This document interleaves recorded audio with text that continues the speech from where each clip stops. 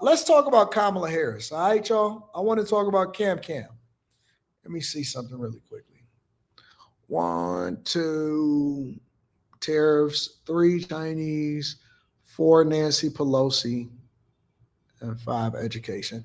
Let's talk about Kamala Harris really quickly. I want to make sure I get this in there. Kamala is back in the news, y'all. She's starting to do her speeches. She hitting her campaign trail. Did you know that people that run for president or people that are former presidents or people that ultimately get to the bag, that the biggest way that they make money is by doing speeches? Speeches and selling books. It's true. The biggest way that they make money is they get hired to show up at these events and do speeches. That is the way that a lot of these Democrats, people like Kamala Harris, she is appearing at so many different things, at This Is Blooming, at this, and they are hiring her and they're putting money in her pocket and they are hiring her for these speeches for her to speak against what is happening inside of the United States of America.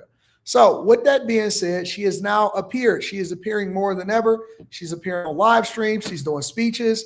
And this is the take from MSNBC. I'm sorry. I have to apologize ahead of time. You just did a video on it, Mika. I have to apologize ahead of time that we are going to be watching MSNBC and getting their take on it.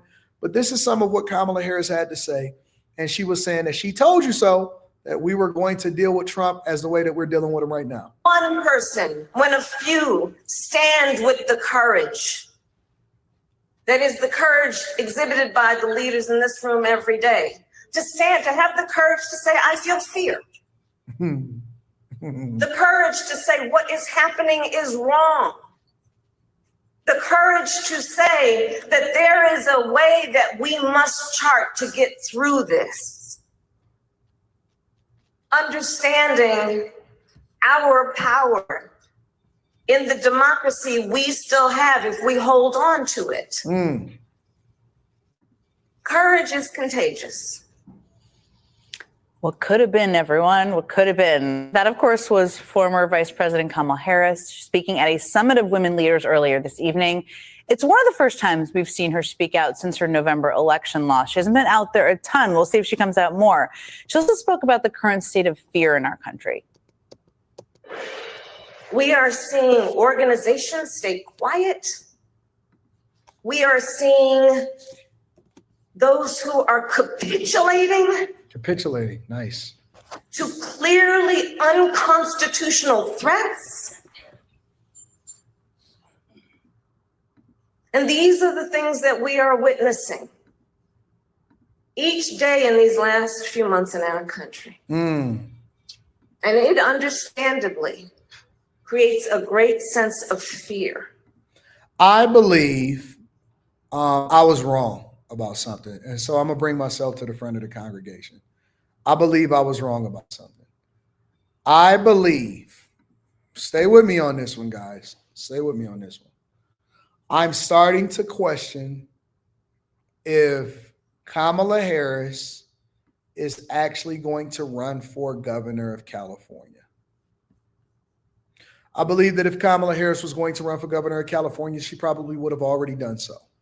She would have announced it. They are waiting for her to determine whether or not she's going to run for governor of California, because if she does, it's a shoo-in. I think that she is testing the waters and weighing her options to figure out if she's actually going to run for president of the United States of America. I think that she believes that she can win, regardless of whether Obama believed in her, regardless of whether Biden believed in her, regardless of whether any of these people believed in her. I believe that Kamala Harris and her people believe that she can win president in 2028. I don't think that they thought that they lost because it was a fluke. I think that they lost because she didn't have enough time to hit the campaign trail. And so they're still blaming Biden for giving her the nomination too late. And they think that she should have got the nomination way before that. She thinks and she believes, based off of what is happening in this economic climate, that they can galvanize the base based off of what happened in Wisconsin with the Supreme Court pick and winning that seat in Wisconsin. I believe that she believes that she can win a president of the United States of America. I may be wrong. I thought that she was going to go for governor of California, but I believe that she thinks that she can win. She's starting to pop back out. Because, there were many things that we knew would happen. Many things. I'm not here, so I told you so. All women in the audience. First of all, she predicted a lot of these things that were going to happen. When I seen people reacting to this on other social media platforms, do you know who the people that I seen reacting to it? Gay guys. I seen a lot of gay guys, and they just so happen to be black for whatever reason. It's always a lot of black gay guys that react to it, and they be like, "Listen, man, I see, Kamala is back. Kamala is back. I told you so." I'm gonna pull it up. So there is this agree. I keep seeing all of these sassy guys pop up. Because there were many. We're saying people. Y'all, there are some. This is all I keep seeing. I'm gonna share it with y'all. Because there were many things that we knew would happen. This is what I keep seeing. I'm gonna show y'all. I gotta share it with you because I don't want to. I don't want to gaslight y'all. I want y'all to see who the people are that's getting excited that Kamala Harris is now maybe running for president of the United States of America and popping back out. This is what they're saying. There are some moments, y'all. There are some moments in life that have to feel so good. Because there were many things that we knew. I'm not here. I know that had to feel so good to just get out and just say, like, I told you. Girl, I told y'all. I called you on three-way. I called you from a block number. I called you from a private number. I came back and I knocked on your door and told you what was going to happen. And y'all didn't want to listen. And it just makes me wonder how long she's been holding that in because of all the unfair expectations that are placed on her and other femmes in this society for no reason, that she always has to maintain decorum and can't say, hey, not only was I better, I was right. I know for Kamala Harris, that had to feel so good. And she deserves to say that because so many things that she had predicted have come true already. And we're only in year 6 of the Trump presidency. Like, this is the 6th year of it. What happens when we get to year 75? That man is not leaving the office. So. I'm sorry, I got to torture y'all a little bit. We're going to get back to MSNBC, but I just wanted to share with y'all why that speech is going viral, because there is a lot of black women and sassy black men and white men and feminists that are on the internet getting excited and they're saying, see, I told you so, I told you that she said she told you that. There's a lot of chatter, but let's get into MSNBC's reaction to it, and then we're going to go from there. And many people are definitely scared. We see that out there. We're also seeing that people are going out in full force to resist, with mass mobilization across the country, including a huge nationwide rally called Hands Off, plans on Saturday.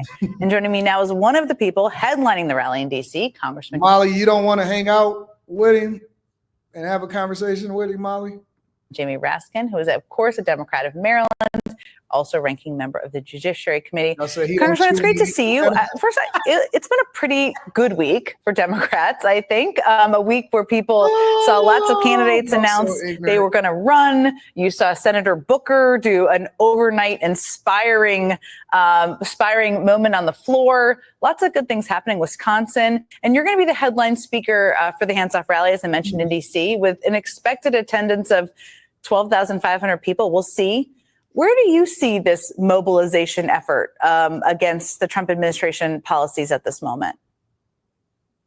Well, I was telling everybody back when people were complaining about where's the Democratic leadership, where's the energy, where's the focus, that it takes a while to fully absorb the shock of these events. I mean, we're talking about a full-blown attempt at an authoritarian takeover of our country and a purge of federal workers, and we're being hit on all fronts. But now everybody is in a fighting mood. I am down here in Orlando, Florida with my buddy Maxwell Frost.